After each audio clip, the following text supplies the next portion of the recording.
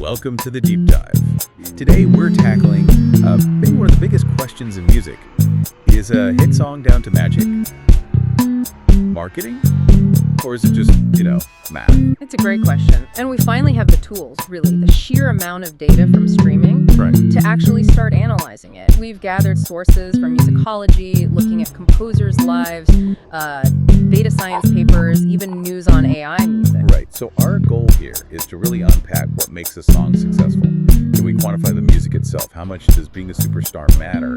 And how does actual genius, whether it's human or maybe now algorithmic, shape what we listen to? Exactly. Let's get into the science first. Okay. So there's this field, relatively new, called hit song science. Basically, it uses all this data we now have access to, analyzing thousands, even hundreds of thousands of songs to try and figure out the patterns behind success. It's trying to find the formula, essentially. A formula for a hit. Okay, so what's the general picture this formula paints? I know researchers looked at a huge data set from the UK, right? Yeah. Like 1985 to 2015. That's the one. Over 500,000 tracks. They analyzed the acoustic features, the sound of the music, to see how trends changed over those 30 years. And what did they find? Anything surprising? Well, it's quite striking, actually. There was a really clear, statistically significant drop in musical happiness and brightness across the board. A drop. So music's getting gloomier. Seems like it. And at the same time, there was a slight but noticeable increase in sadness in the music. Wow. Okay, so the overall vibe is getting more melancholic.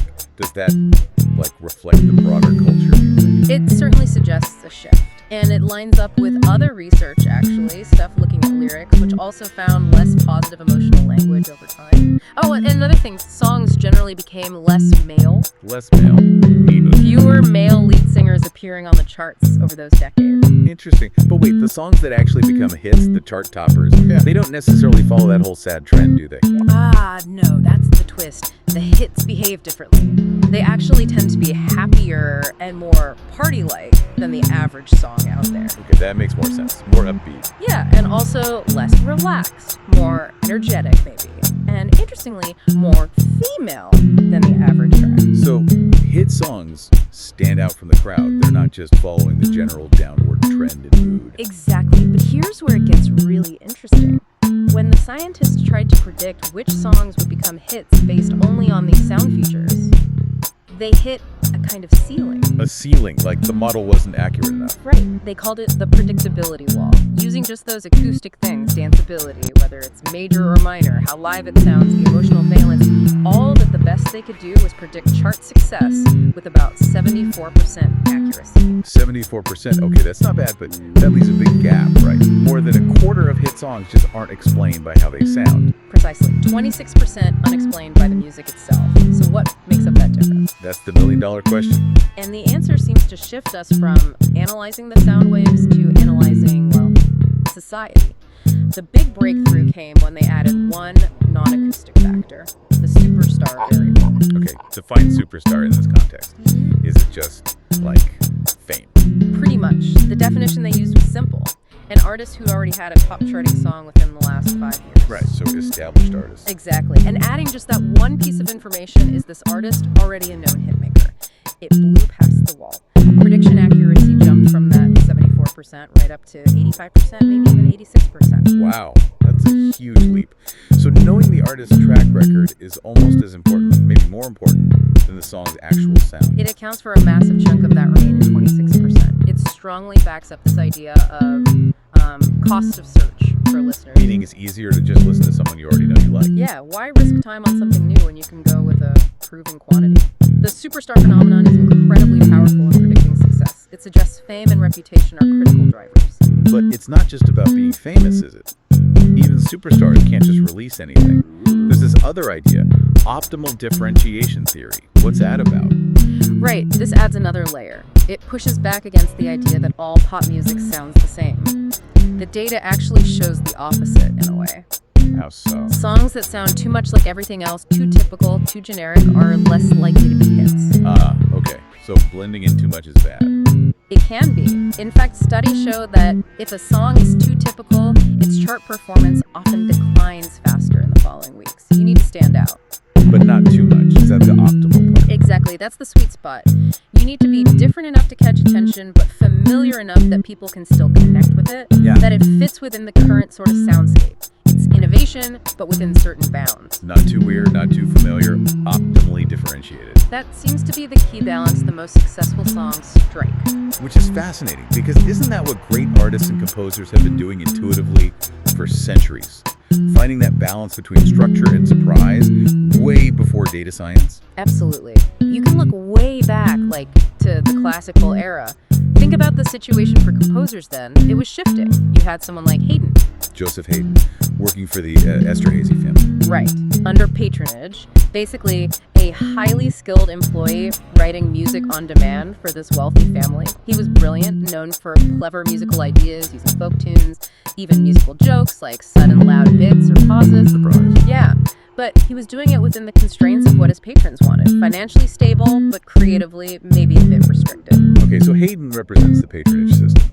Then who represents the shifts away from that? Well, Mozart is the classic example. A true prodigy, mastered everything incredibly fast. But he really struggled with the patronage system, especially with his boss in Salzburg, the archbishop. Right, he famously broke away, tried to make it on his own in Vienna. He did. He tried to be a freelancer, relying on public concerts, selling his music directly. But it was tough, despite his obvious genius. He died poor. He did. It shows that tension, the artist needing support, either from the elite or increasingly from the open market. That's the foundation for the modern music industry. Okay, let's jump way forward to someone who completely dominated the modern commercial market, Michael Jackson.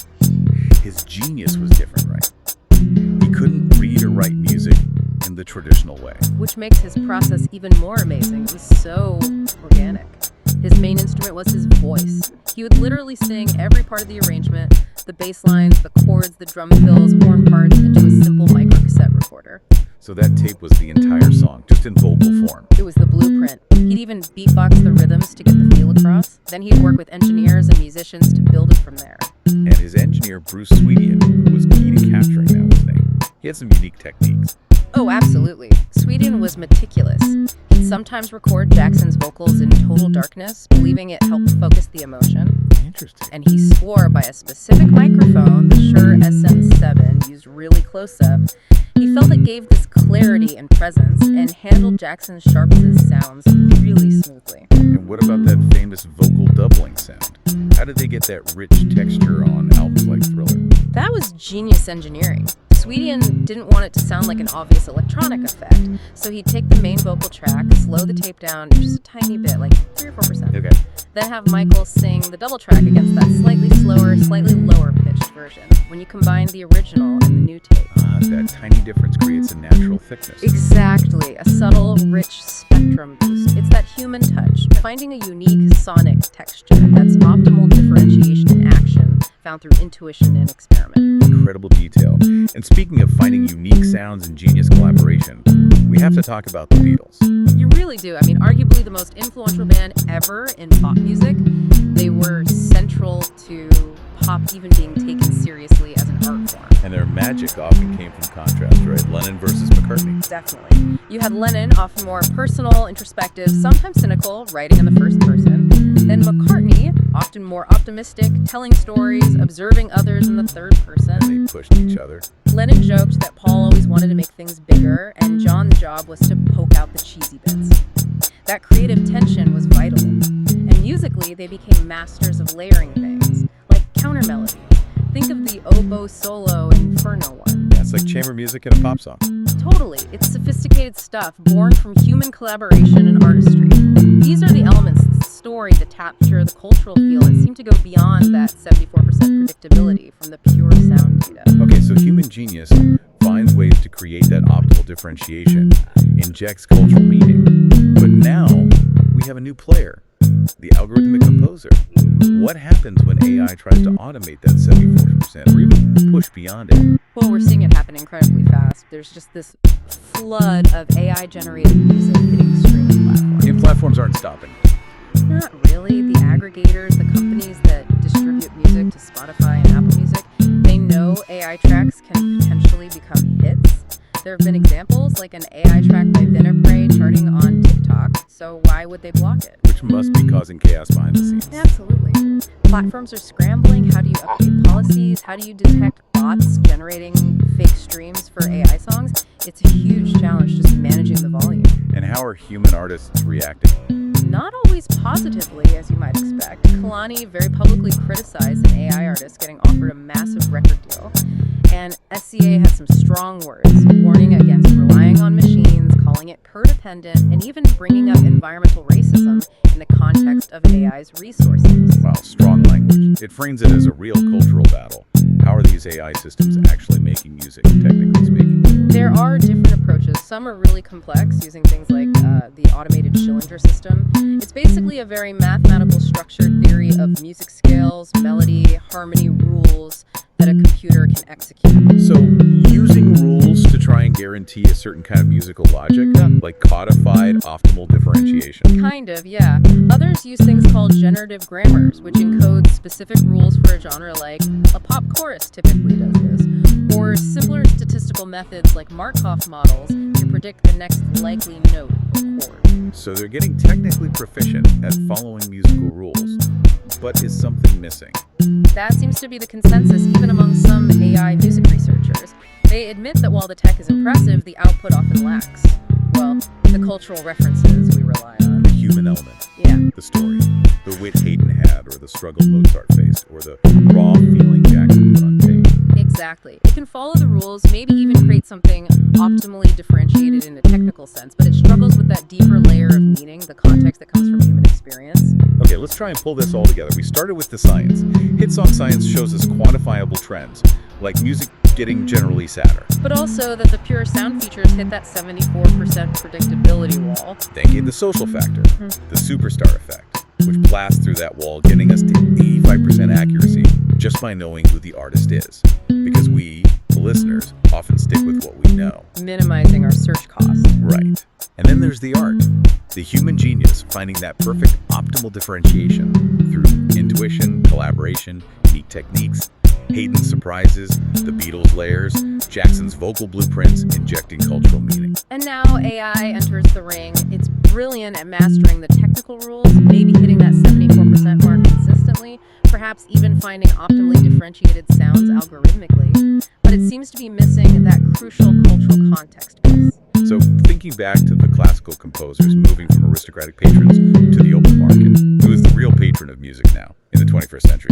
That's the provocative question, isn't it? Is it the AI algorithm churning out perfectly optimized tracks? Is it us, the listeners, trapped in our social echo chambers, guided mainly by the superstar effect? Or is there still irreplaceable value in the human artist, the one who can embed those deep cultural references, that lived experience that algorithms just can't replicate yet? What does all this mean for the future importance of human creativity in music?